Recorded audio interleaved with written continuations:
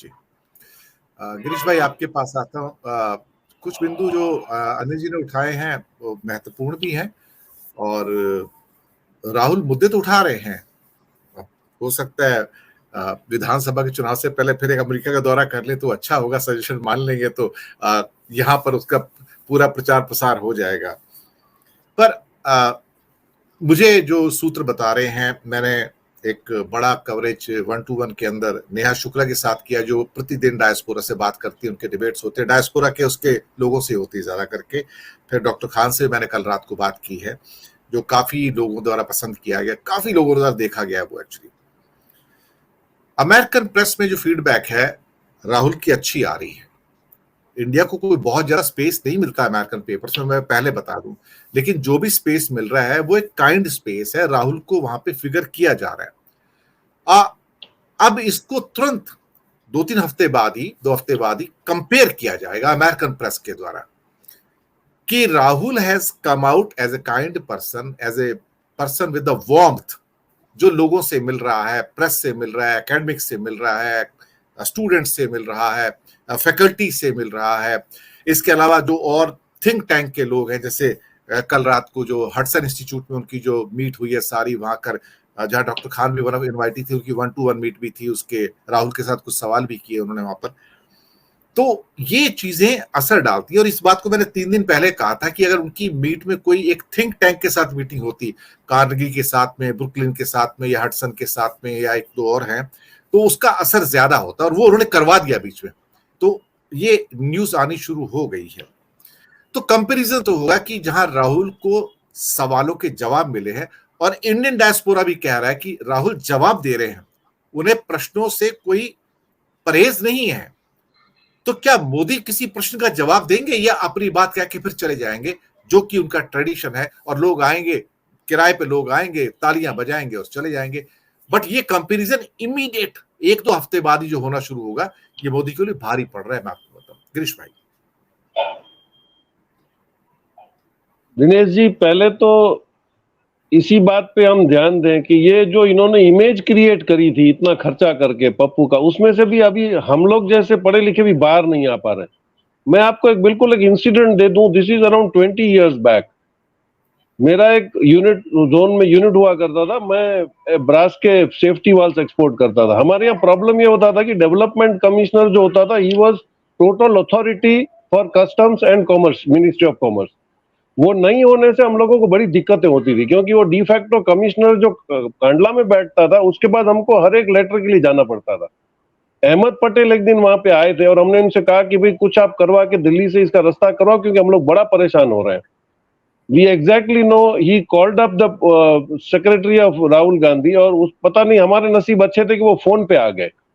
उन्होंने एक ही सवाल इनसे पूछा कि कांडला कितना दूर है जोन से, तो हम लोगों ने कहा अराउंड 13 किलोमीटर। तो बस दिस वाज द क्वेश्चन। हम लोगों ने उनसे इंटरेक्ट किया, पता ही इज वेरी शार्प। वो इस इंप्रेशन से हम लोगों को निकलना पड़ेगा, और अभी जो ये प्रूव कर रहे हैं ना, that is his originality. Marathi में कहावत है कि एड़ा बन के पेड़ा खाने में बहुत मजा आता है। एड़ा बनून पेड़ा खातो है, हम 2-2 उठाएंगे, एड़ा 4 हाथ में 4-4 उठाएगा और खा लेगा, लेकिन उसका काम हो गया। This is what they have done.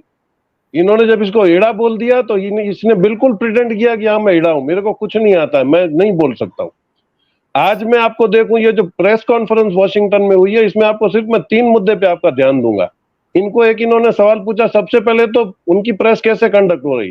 Conduct होने के पहले उसने बोल दिया कि मैं सवाल पूछूंगा, if somebody tries to disturb he will be escorted out of the hall.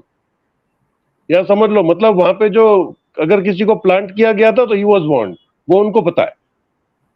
इनको ताइवान पे सवाल पूछा गया, he is not there to blemish BJP. जैसे ये हमारे साथ बोलते हैं कि ऐसी हिंदुस्तान में हम पैदा हो गए, शर्म आता है। He has not talked anything against the culture और integrity of India.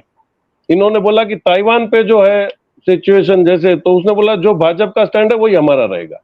He explain that. और वही हालत इन्होंने बताई कि भाई रशिया से जो आपके रिलेशन है और आप यूएस के बीच में भी बैलेंस कर रहे हो। तो इन्होंने बहुत अच्छा एक्सप्लेनेशन दिया कि चाइना के पास जो है वो प्रोडक्शन का बहुत अच्छा सेंस है, और आप लोग के पास मार्केट है। तो हम ये सोचेंगे कि डेमोक्रेटिक वे में हम लोग प्रोडक्शन कैसे बढ़ाएं। तो we will be the best balance between the production capable country and technically advanced country. तो ये इनके रिस्पॉन्स जो आ रहे हैं, और सबसे अच्छा सवाल तो ये हुआ कि उन्होंने क्वेश्चन पूछने वाले से ही बोल दिया कि what type of democracy does really US want and what you will do to maintain that. तो उसने एग्री कर लिया कि हाँ, हम एग्री करते हैं कि अभी की जो सिचुएशन है that is not very very democratic. तो उन्होंने ये इसको एग्जैक्टली पता है किस फोरम पे किस आदमी को कैसे जवाब देना, and that is the real intellectuality. हमने पॉलिटिक्स में कुछ सीखा ही नहीं। ये वो आदमी है जो 3 पीढ़ियों से पॉलिटिक्स देख रहा है अपने घर में 24 घंटा। How can you under estimate that man? Intellectually तो नहीं, वो पढ़ा लिखा आदमी है। तो now this will be the real situation. जिसको आप एड़ा एड़ा बोल रहे थे ना, जब वो एड़ा आपके सामने आके सवाल पूछने लगता है ना, तो आपके पास जवाब नहीं होता है। और दिक्कत यह है कि कांग्रेस पार्टी का नाम लेके वो डील करता है। वो मोदी ब्रांड नहीं खड़ी करी है उन्होंने, there is no brand. Modi ji foreign में जाके कांग्रेस को बदनाम करते थे क्योंकि तभी उसके फेस नहीं था। अब 1-to-1 फेस आ गया है।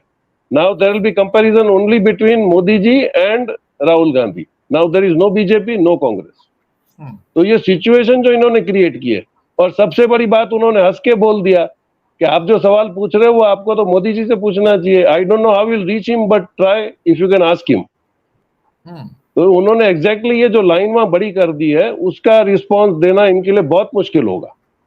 और हम जैसे इनकी स्ट्रेटेजी जानते हैं कि अभी वो ट्रेन एक्सीडेंट में बहुत अच्छी हमारी बड़ी चैनल की रिपोर्टर चिल्ला रही, मोदी जी कुछ बोलेंगे, प्रधानमंत्री जी कुछ बोलेंगे, वो नहीं बोलेंगे क्योंकि उनकी तासीर ही नहीं है बोलने। तो ये जो रिएक्शन अभी आ रहे हैं, और वहां पे ऐसा नहीं है, हमारे शायद इंडिया में वो फॉरेन पेपर्स का रिएक्शन नहीं आ रहा, लेकिन वहां पे जो एनआरआई के जो ग्रुप्स हैं इसमें उसमें काफी उसका प्रोपोगंडा हो रहा है। They like it. अभी किसी वो प्रोग्राम में देख रहा था, ये अपने बहुत ही अच्छे स्पीकर हैं, रामसे मैग्सेसे अवार्ड विनर हैं जो डॉक्टर संदीप पांडे, उनसे बात हो रही थी अपने आनंद वर्धन सिंह साहब के साथ। तो उन्होंने बोला वहां पे कोई फरहान इस्लाम करके एक बहुत ही रिच एनआरआई है यूपी से, और काफी सालों से वहां है। तो वो उनके वहां पे उन्होंने डिनर होस्ट किया था। उधर भी जो उन्होंने रिप्लाईज दिए दैट आर वेरी परफेक्ट कि देखो मैं बिल्कुल मैं विजन लेके चल रहा हूं। तो उनको ये समझ में आ रहा है, और विजन क्यों है उनका, वो जस्टिफिकेशन भी दे रहे थे कि मैं प्रोडक्शन बढ़ाना चाहता हूं, मैं सबको साथ में लेके चलना चाहता हूं। तो उनको वो इसका भी पूछा गया कि मुस्लिम लीग का जो आ रहा है, वो इनके जो मेरे ख्याल से केरला में एक ही इनके स्पोक्स पर्सन है, वो केजी अल्फांसो, वो बता रहे थे कि जिसने देश के टुकड़े करा दिए उसके ये लोग ये सांप्रदायिक बोल रहे हैं।